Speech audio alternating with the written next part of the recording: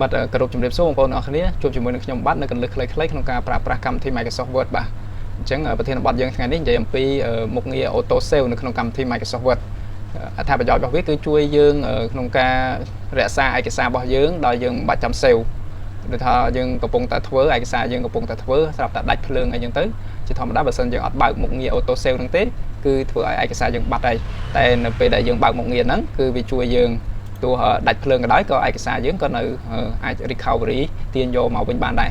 បាទអញ្ចឹងហើយនឹងករណីមួយទៀតកាន់តែពិសេសជាងនឹងទៀតគឺឯកសាររបស់យើងឧទាហរណ៍ថាយើងធ្វើអញ្ចឹងទៅហើយបន្ទាប់មកយើងច្រឡំដៃចុចបិទយកដល់ save អីចឹងទៅអត់បាន save ណាក៏វានៅតែចងចាំឲ្យយើងដែរក៏វារក្សាទុកម្ដុំឲ្យយើងដែរអញ្ចឹងគឺល្អមែនតើបើករណីយើងភ្លេច save អត់បាន save អត់បានអីចឹងទៅអញ្ចឹងអស់ជាបញ្ហាហើយឲ្យតែយើងបើកមុខងារនឹងចោលហើយយើងប្រើប្រាស់កម្មវិធី Microsoft Word ហ្នឹងទៅបាទអញ្ចឹងដើម្បីបើកមុខងារហ្នឹងគឺបងប្អូនចូលទៅកម្មវិធី Microsoft Word សិនមកបាទអញ្ចឹងយើងបើក Word អញ្ចឹងយើងបើក Word មកហើយបន្ទាប់មកយើងចូលទៅពាក្យថា File ហើយយក Option ហើយបន្ទាប់មកយក Save អញ្ចឹងនេះកន្លែងនេះត្រូវ Tick ហើយកន្លែងនេះបើសិនជាករណីឲ្យវា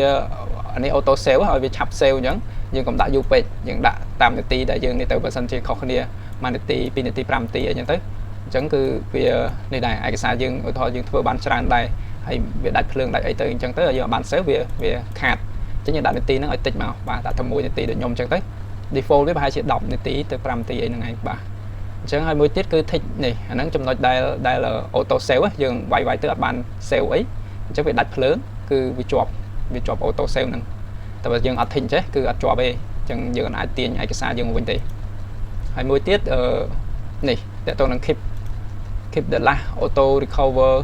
version is I close without saving អញ្ចឹងបើសិនជាយើងអាហ្នឹងយើងចង់ឲ្យថាបើសិនយើងអត់បានចុច save ក៏ដោយក៏វាជាប់ដែរអញ្ចឹងណាវាជួយរក្សាទុកឲ្យដែរហើយទីតាំងរក្សាទុកអានេះ default របស់វាគឺវាទុកនៅហ្នឹងតែបើសិនជាយើងចង់ឲ្យវាទុកនៅកន្លែងណាមួយដែលយើងចង់នេះយើងដូរមកតែរបស់ខ្ញុំដាក់ auto នៅកន្លែងហ្នឹងហើយវានេះដល់ពេលយើងត្រូវការទៅរកវាវិញគឺយើងចុចនេះមកចុចទៅតាមនេះអាស័យដ្ឋានវាហ្នឹងមកវានឹងវាទៅរកឃើញឯកសារហ្នឹងហើយអញ្ចឹងយើងបើកមុខងារប៉ុណ្ណឹងហើយអូខេមកអញ្ចឹងអានេះយើងធ្វើតែម្ដងឯងនៅកុំព្យូទ័ររបស់យើងហ្នឹងអញ្ចឹងវាជាប់រហូតដល់យើងបើកមុខងារហ្នឹងតែម្ដងទេបើករណីថ្ងៃណាមួយវាយើងជួបបញ្ហាដូចជាដាច់ភ្លើងកំពុងធ្វើការឬក៏ច្រឡំដៃអត់បាន save អីក៏នៅតែទាញទៅយកឯកសារដែលយើងបានវាយនឹងបានដែរឥឡូវខ្ញុំឧទាហរណ៍ឲ្យបងប្អូនឃើញជាក់ស្ដែងថាវាអញ្ចឹងមែនអត់ឥឡូវឧទាហរណ៍ថាខ្ញុំដាក់អញ្ចឹងហើយខ្ញុំវាយជំរាបសួរបងប្អូនទាំងអស់គ្នា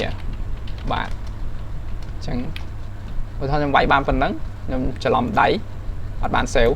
ឬក៏យើងចង្កាយើងអាចរវល់អញ្ចឹងទៅយើងងើបចេញពីកុំព្យូទ័រអញ្ចឹងទៅមានអ្នកផ្សេងគាត់មកចុចបិទអីយើងអាហ្នឹងឯកសារមិញវាយបានតិចឲ្យចុះបើយើងធ្វើបានច្រើនហើយអញ្ចឹងយើងអត់បាន save អញ្ចឹងបើអត់ជាប់មិនខាតពេលធ្វើម្ដងទៀតអញ្ចឹងនៅពេលដែលយើងបើកមុខងារមិញហើយយើងអត់សូវភ័យទេយើងទៅមើលវាអញ្ចឹងវាជាប់អត់អញ្ចឹងយើងបើក Word មកដដែលវិញដើម្បីទៅ copy អាស័យដ្ឋានរបស់វាបាទអញ្ចឹងទៅ copy អាស័យដ្ឋានយើងចូលទៅនេះមកយក save ហើយនេះអញ្ចឹងនេះអាស័យដ្ឋានដែលវា auto save មិញហ្នឹងគឺនៅក្នុងនេះអញ្ចឹងខ្ញុំ copy វាមកហើយខ្ញុំទៅបើករកឯកសារហ្នឹងអញ្ចឹងបើកផ្ទាំងកុំព្យូទ័រយើងមួយមកហើយយើងផាសអាស័យដ្ឋាននៅលើហ្នឹងមកអញ្ចឹងយើងផាសមក enter ទៅនេះវាចូលដល់កន្លែងដែលផ្ទុកអា auto save ហ្នឹងហើយអញ្ចឹងយើងរកមើលថាតើថ្ងៃយើងរកមើលតាមរយៈការបច្ឆេទអញ្ចឹងថ្ងៃវាថ្ងៃទីប៉ុន្មានថ្ងៃទី6បាទនេះថ្ងៃទី6នេះថ្ងៃទី6ដែរនេះជំរាបសួរមិញហ្នឹងឯងមិញហើយជំរាបសួររបស់យើងមិញហ្នឹងយើងត្រូវបិទអានេះចេញសិនបាទបិទអាហ្នឹងចេញសិនហើយបន្ទាប់មកយើងបើកមកបាទអញ្ចឹងនេះវានៅរក្សាបានដដែលដូចយើងនេះចឹងហើយបន្ទាប់មកយើងត្រូវការ save អាហ្នឹងត្រូវ save រកទីតាំងទុកនៅកន្លែងដែលការងាររបស់យើងនេះមកតាមវាសំខាន់មិនសំខាន់អញ្ចឹងណាបាទអូខេបាទអញ្ចឹងវីដេអូនេះខ្ញុំចែករំលែកមានប៉ុណ្្នឹងឯងបាទអរគុណច្រើនសម្រាប់ការទស្សនាបាទ